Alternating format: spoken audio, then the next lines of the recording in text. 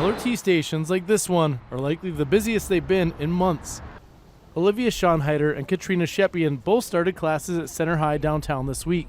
They're taking new transit routes to get to school, which involves buses and the LRT.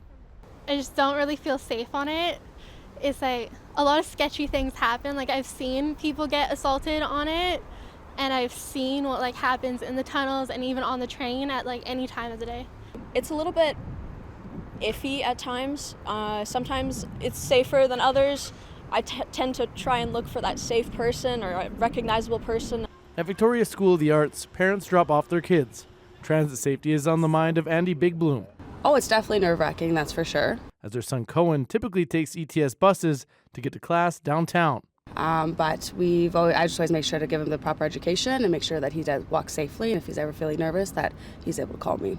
Meanwhile, Chantel Detta doesn't feel like transit is an option for her daughter. I don't care if she's in high school. I will drive her and never not take the bus. How come? It's not safe anymore. Like when I was in junior high, I used to take the bus and it was perfectly fine. But nowadays I'm hearing way too much on the news about like horrible things happening. In one of the most extreme cases, a father of 7 was fatally stabbed in a random attack at the Belvedere Transit Station in July. Over the past year, the city of Edmonton and police have been attempting to get a handle on drug use disorder and violence in transit stations, LRT, and buses.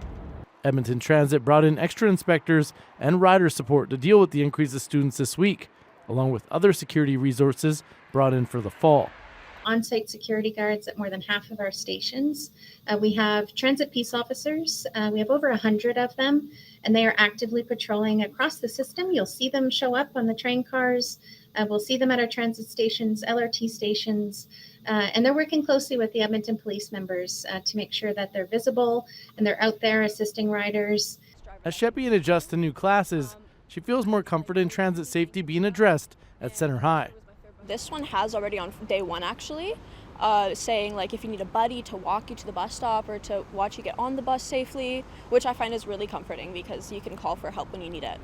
But she's planning to get her driver's license as another option. Travis McEwen, CBC News, Edmonton. Right? So expensive.